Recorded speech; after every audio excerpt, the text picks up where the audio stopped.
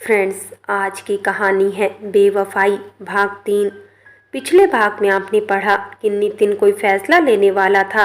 अब आगे कहते हैं ना, जब किस्मत रूठी हो तो जो काम आप ठीक करने जाते हो वो भी बिगड़ जाता है। कुछ ऐसा ही हुआ नितिन के साथ भी। आज चाहे कुछ भी हो जाए, पर मैं अपने परिवार को अपने साथ लेकर ही आऊँगा। अब बर्दाश्त नहीं होता। मैं अपनी वर्षा और दर्श के बिना नहीं रह सकता। अगर मुझे उसके पैर भी पकड़ने पड़े तो मैं माफ़ी मांग लूँगा। मेरी वर्षा इतनी पत्थर दिल नहीं हो सकती कि उसे मेरी तड़प दिखाई ना दे। जैसे ही नितिन वर्षा से मिलने पहुँचा, पूनम को देख अपनी नज़रें झुका ली। ऐसा लग रहा था कि सिर्फ वर्षा की नज़रों में नहीं, बल्कि दुनिया भर की औरतों के लिए पाप करने वाला इंसान बन चुका था वो। और ये मैं खुद अपने लिए महसूस कर रहा था। आओ नितिन, कैसे हो? ये सवाल तो पूछने की ज़रूरत ही नहीं कि मैं कैसा हूँ। भला मैं कैसे हो सकता हूँ अपने परिवार के बिना? ठीक हूँ, बस यही शब्द निकल पाए उसके मुंह से। दर्श और वर्षा कहाँ हैं? दर्श नीचे गार्डन में खेल रहा है और वर्षा कमरे में है। आवाज़ सुनकर वर्षा अपने कमरे से बाहर आई। तुम दोनों बातें करो, मैं दर्श के पास जाती हूँ। क्यों आए हो नितिन तुम यहाँ? चले जाओ यहाँ से। मेरे पास कुछ भी नहीं है तुम्हें देने को। शायद माफ़ी भी नहीं है आज मेरे पास में। मैं मानता हूँ वर्षा कि मुझसे गलती हो गई। तुम जो सज़ा दोगी मैं भुगतान करूँगा, पर अपने आप को और दर्श को मुझसे दूर मत करो। तो अपनी गलती की सफाई देने के लिए तुम्हारे पास यही एक तरीका था कि तुम तुम्हारी उस बबीता को मेरे पास भेजो, ताकि मैं खुद को यकीन दिला सकूं कि जो हुआ उसमें तुम तो बिल्कुल मासूम थे। तुम्हें पता ही नहीं था कि तुम क्या कर रहे हो। सब बबीता ने किया। तुम बस एक पुतले की तरह थे। यही यकीन दिलाने के लिए तुमने ये सब नाटक किया। मुझे नहीं पता वर्षा की बबीता तुम्हारे पास क्यों आई थी। मेरी उससे बात भी नहीं हुई। मेरा उसे कोई वास्ता नहीं वर्षा। मुझसे गलती हो गई। इतनी बड़ी सजा मत दो मुझे। मेरी किस्मत ही खराब थी। इतना दृढ़ निश्चय करके मैं तुम्हारे पास आया था, पर मुझे क्या पता था मेरी बुरी किस्मत पहले ही तुम्हारे पास पहुंच गई। तुम जो कहोगी मैं वही करूँगा। मैं नहीं जानता कि बबीता क्यों आई थी तुम्हारे पास में। दर्द की कसम, यहाँ तक कि मैंने उस जगह को भी छोड़ दिया जहाँ बबीता काम करती है। मैंने जॉब भी छोड़ दी। मैं तुम्हें कैसे यकीन दिलाऊं? देखो नितिन, ना मेरा दिमाग इस वक्त सोचने के लिए तैयार है और ना मेरा दिल गवाही दे रहा है। दिल ही नहीं, तुमने तो सांसें ही छीन ली है मेरी। कैसे इतनी बड़ी बेवफाई कर गए तुम? मैं कैसे विश्वास करूं तुम पर? हो सकता है कल फिर कोई वजह या मजबूरी या कोई ऐसे हालात आ जाए तुम बहक जाओ। तुम्हें यही लगेगा वर्षा से माफ़ी मांग लूँगा, उसका क्या है, वो मान जाएगी। बेटे को लेकर कहाँ कहाँ घूमेगी, आखिर औरत है और कर भी क्या सकती है। तुम मर्द हम औरतों की इसी कमज़ोरी का फ़ायदा उठाते हो। तुम्हें क्या लगता है मैं मेरे बेटे का पेट नहीं पाल सकती? पढ़ी लिखी हूँ, नौकरी भी कर सकती हूँ, कमज़ोर नहीं हूँ। इतना दोस्ताना बढ़ गया तुम्हारा उसके साथ में कि वो तुम्हारी तरफ से यहाँ मुझसे बात करने आई थी। उसकी हिम्मत कैसे हुई हमारे यहाँ आने की? तुम चले जाओ यहाँ से, इससे पहले कि दर्श आ जाए और मैं कमज़ोर पड़ जाऊँ। मैं अपने बच्चे को और झूठ नहीं बोलना चाहती, और सच समझने के वो भी लायक नहीं है। आज के बाद ना तुम मेरे पास आना, ना मेरे बच्चे के पास में। मायूस होकर लौट आया नितिन पहले से भी ज़्यादा टूट चुका था। नितिन घर पर आ गया था कि दरवाजे की घंटी बजी। जैसे उसने दरवाज़ा खोला, तुम यहाँ क्यों आई हो? नितिन, मेरी बात सुनो। देखो, मैंने तुम्हें समझाया था मेरा तुम्हारा कोई वास्ता नहीं, फिर क्यों मेरी जिंदगी में घुसी चली आ रही हो? तुम फ़ायदा उठाना चाहती हो मेरा, ब्लैकमेल करना चाहती हो मुझे। तभी दोबारा दरवाजे की घंटी बजी। इस बार नितिन के पैर लड़खड़ा गए। इस वक्त कौन होगा?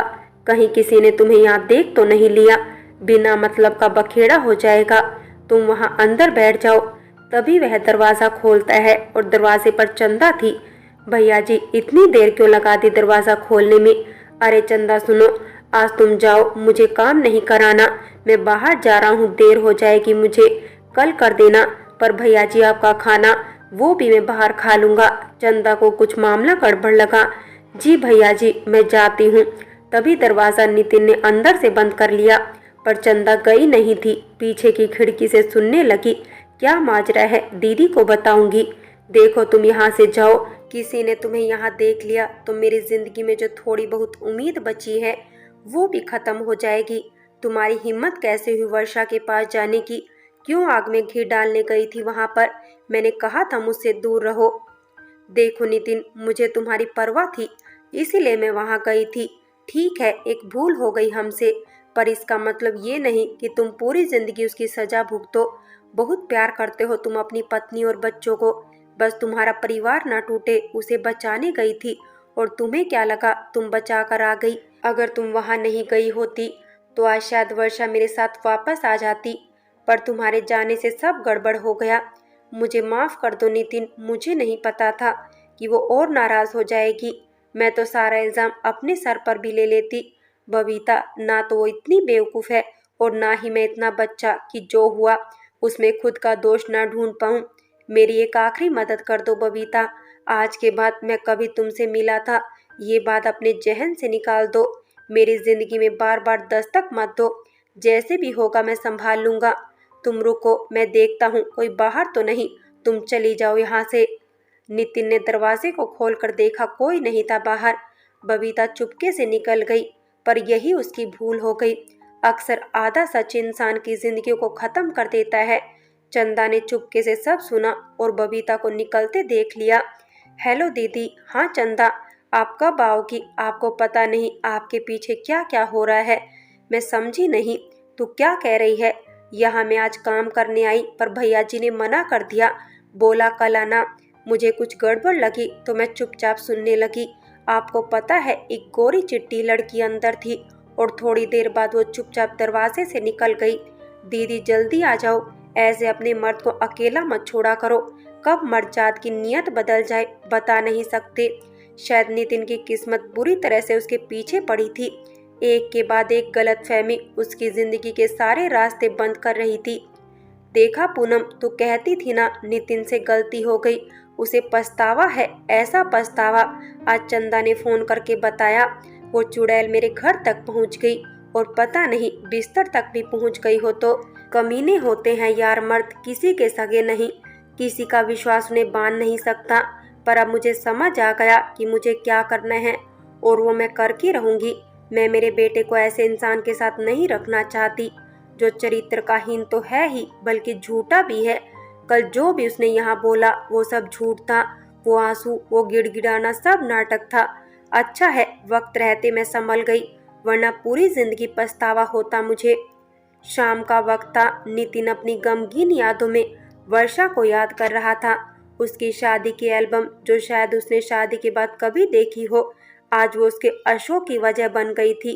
किस तरह वो वर्षा को एक झलक देखने के लिए उतावला था, पर कोई उसे उससे मिलने नहीं दे रहा था। पर जब स्टेज पर वर्षा को लाया गया तो दुल्हन के रूप में वो उसे देखता ही रह गया। तुम आज भी उतनी ही खूबसूरत हो वर्षा। तुम्हारे लंबे लंबे बाल, जिन्हें खोलने के लिए मैं जिद करता हूँ। जब भी तुम नीले रंग की साड़ी पहनती हो मेरा दिल बैठ जाता है। तभी दरवाजे की घंटी बजी। नितिन ने अपने अश्कों को थोड़े पल के लिए रोक लिया। दरवाजा खोला, देखकर वो चकित रह गया। नीले रंग की साड़ी में वर्षा सामने खड़ी थी। उसे तो विश्वास ही नहीं हो रहा था। क्या ये रंग उसने मुझे दिखाने के लिए पहना था? वर्षा तुम आओ, मैं तुम्हें बता नहीं सकता कि मैं कितना खुश हूँ। तुम यहाँ अचानक मुझे कह देती तो मैं लेने आ जाता तुम्हें। नहीं नितिन, इतनी मेहरबान होने की ज़रूरत नहीं है, और अभी भी इस घर पर मेरा हक है, और इस घर की खुशबू बता रही है इसे अब मेरी ज़रूरत नहीं। शायद किसी और के रंग में ये घर भी रंग गया। और एक अश्क की बूंद वर्षा की आंखों से झलकी। ये तुम क्या कह रही हो वर्षा? ये घर तुम्हारा है और तुम इस घर की मालकिन हो और हमेशा रहोगी। रहने दो नितिन, दो चेहरे मत बनाओ मेरे सामने। मुझे सब पता है, मेरे पीछे से वो तुम्हारी माशूका आती है यहाँ पर, पता नहीं क्या क्या। वर्षा, ये तुम क्या कह रही हो? तुम्हें कोई गलत फहमी हुई है? सही बोल रहे हो, गलत फहमी ही हुई थी मुझे तुम्हें लेकर, पर अब धुंध के बादल छट गए, आसमान साफ नजर आ रहा है। मैं बात को ज्यादा आगे नहीं बढ़ाना चाहती। और उसने अपने बैग से पेपर निकाले और नितिन के हाथ में थमा दिए। यही बाकी रह गया था नितिन हमारे बीच में। अब खत्म करते हैं सब। वो डिवोर्स के पेपर थे।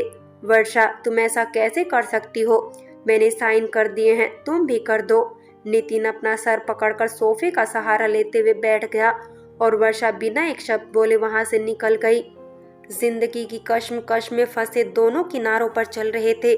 मिलने की कोई उम्मीद नहीं नजर आ रही थी। देख पूनम, छोड़ आई मैं वो घर हमेशा के लिए, वो रिश्ता भी हमेशा के लिए। कर दिया आजाद मैंने उसे हमेशा के लिए। अब वो जिसके साथ रहना चाहे रह सकता है। वर्षा नाम की दीवार उसके रास्ते में नहीं आएगी अब। कैसी किस्मत है मेरी। माना गलती हो गई, गलती क्या गुनाह हो गया, पर एक पश्चाताप का मौका तो मिलना चाहिए ना। इंसान हूँ, भगवान नहीं। क्यों वर्षा एक मौका ना दे सकी तुम मुझे। जैसे तैसे रात गुजर गई तन्हाई में। न जाने कहाँ जाना था नितिन को सुबह सुबह निकला। चंदा के आने का वक्त हो गया था। जैसे ही चंदा आई घर देखा बहुत सारे लोग दरवाजे पर खड़े थे।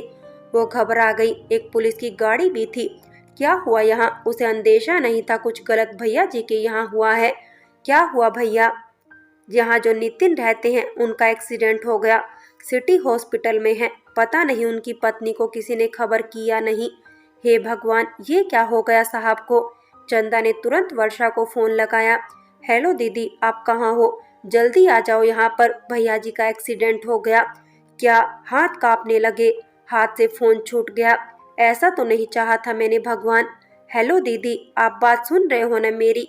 हाँ चंदा, कौन से हॉस्पिटल में है, लड़खड़ाते हुए वर्षा ने पूछा। दीदी सिटी हॉस्पिटल में है, घर पर ताला लगा है, यहाँ बहुत लोग जमा हैं, पुलिस आई है। उसने इतना कुछ तो नहीं सुना, बस वो बदहवास हालत में भागने लगी। वर्षा क्या हुआ। पूनम, वो नितिन का एक्सीडेंट हो गया, सिटी हॉस्पिटल में है वे। तेरी कसम, मैंने ये तो नहीं चाहा था। ये क्या हो गया, क्यों हो गया, मैं क्या करूं, कुछ समझ नहीं आ रहा। दर्श, मम्मी क्या हुआ पापा को, बताओ ना। कुछ नहीं बेटा, तुम यहाँ पूनम आंटी के पास रुको, मम्मी आती है जल्दी। नहीं, आप झूठ बोल रहे हो, मैंने सुना पापा का एक्सीडेंट हो गया। मुझे भी जाना है उनके पास में। वर्षा, हम सब चलते हैं, जल्दी करो। वर्षा सिटी हॉस्पिटल पहुंची। नितिन बंसल यहाँ आए हैं क्या, उनका एक्सीडेंट हुआ है। आप रुकिए, मैं चेक कर कर बताती हूँ। रूम नंबर 101 में है, वो भागी। आज शायद नफरत और गुस्से की सारी दीवार सब आंसुओं में पिघल गई थी। आज उसे बस अपने पति की फिक्र थी। पूनम, कुछ होगा तो नहीं ना नितिन को। क्यों गई मैं उसके पास वो डिवोर्स पेपर लेकर। सब मेरी ही गलती है, ना मैं वहां जाती, ना ऐसा होता। मैं कसूरवार हूँ दर्श की। मैंने नितिन को उससे दूर रखा। मैं कैसे खुद को माफ कर पाऊंगी। हिम्मत रखो वर्षा, सब ठीक होगा। वो रूम में पहुंची। डॉक्टर साहब, क्या हुआ नितिन को, वो ठीक तो हो जाएगा ना। लहू लुहान पड़ा नितिन बेड पर बेहोश था, सर से खून बह रहा था। डॉक्टर साहब, आप कुछ भी कीजिए, मेरे नितिन को बचा लीजिए। देखिए, हिम्मत रखिए, खून बहुत ज्यादा बह गया है, बहुत बड़ा एक्सीडेंट हुआ है इनका। ऑपरेशन की तैयारी हो चुकी है, आप पेपर साइन कर दीजिए। लाइए पेपर्स मुझे दीजिए, आप जल्दी कीजिए, डॉक्टर मेरे नितिन को बचा लीजिए। और ये बोलते बोलते वर्षा डॉक्टर के पैरों में पड़ गई। देखिए, हम पूरी कोशिश करेंगे, आप हिम्मत रखिए। नितिन का ऑपरेशन शुरू हो चुका था। ये समय ऐसा था जो साल के बराबर निकल रहा था। वर्षा अपने आप को बस कोसे जा रही थी। क्यों आई वो मनहूस घड़ी मेरी जिंदगी में। क्यों भगवान मेरी अच्छी खासी गृहस्थी में ग्रहण लग गया। तुम एक बार ठीक हो जाओ नितिन, तुम्हारी कसम, मैं एक सवाल तक नहीं पूछूंगी तुमसे। मैं तुम्हें खो नहीं सकती, बाकी सब मंजूर है मुझे। मम्मी पापा कब ठीक होंगे। दर्श के अश्क भरे सवाल उसका कलेजा छलनी कर रहे थे। दर्श बेटा, आओ मेरे पास आओ, बाहर चलते हैं, पापा ठीक हो जाएंगे। मम्मी को यहाँ रुकने दो। लगभग 2 घंटे ऑपरेशन चला। जैसे ही दरवाजा खुला वर्षा की सांसें अटक गई। कहीं कोई बुरी खबर तो नहीं होगी ना। डॉक्टर, कैसा है मेरा नितिन, वो ठीक तो है ना। देखिए, ऑपरेशन सफल रहा। नितिन जब खतरे से बाहर है। चेहरे पर एक मुस्कान बिखर गई। क्या मेरा नितिन ठीक है। लेकिन इस शब्द ने जैसे फिर से दिल की लगाम मुझसे छीन ली हो। लेकिन क्या डॉक्टर। देखे, जान तो उनकी बच गई, लेकिन उनका एक हाथ और एक पैर पैरालिसिस हो गया है। अब कुछ नहीं कह सकते कि कब तक उनका ये हिस्सा ठीक हो पाएगा। मन फिर से काफुर हो गया। आप चिंता मत कीजिए, थोड़ी देर में उन्हें होश आ जाएगा। पर मन को तसल्ली तो हुई, कम से कम वो ठीक है। मैं उसे एक भी सवाल नहीं पूछूंगी। सब ठीक हो जाएगा वक्त के साथ में। थोड़ी देर में नितिन को कमरे में शिफ्ट कर दिया गया और उसे होश आ गया। आप मिल सकती है उनसे, उन्हें होश आ गया है। मन जैसे हजारों ख्वाहिशों से महकने लगा। मैं दौड़कर कमरे में गई। नितिन को उसने गले से लगा लिया। वो कुछ कहता इससे पहले वर्षा ने अपनी उंगली उसके होठों पर रख दी। मुझे कुछ नहीं कहना, कुछ नहीं सुनना, बस जल्दी से ठीक हो जाओ, घर जाना है। देखते ही अश्कों की धारा बह गई। पीछे से आवाज आई, पापा। दर्श अपने पापा से मिलने के लिए इंतजार में था। पापा, आपको क्या हो गया? आपका एक्सीडेंट कैसे हो गया? आप अब हमें छोड़कर कहीं मत जाना। आपको पता है मम्मी कितना रोई थी। अब हम जल्दी से घर चलेंगे। गर्दन हिलाकर नितिन ने जवाब दिया। सारे गिले शिकवे शिकायतें सब खत्म हो गई थी। एक बड़ी मुसीबत से दोनों की गृहस्थी की नींव बची, जिसे अब दोनों सहेज कर रखना चाहते थे। फ्रेंड्स, ये थी वर्षा और नितिन की प्रेम कहानी। लेकिन इस प्रेम कहानी को कई उतार चढ़ाव से गुजरना पड़ा, पर अंत में दोनों का मिलन हुआ, जो एक नई जिंदगी की अच्छी शुरुआत थी। फ्रेंड्स, बेवफाई कहानी यहीं समाप्त होती है। और अगर कहानी अच्छी लगी हो तो लाइक करें, शेयर करें और प्यार भरी कहानी चैनल को सब्सक्राइब करें।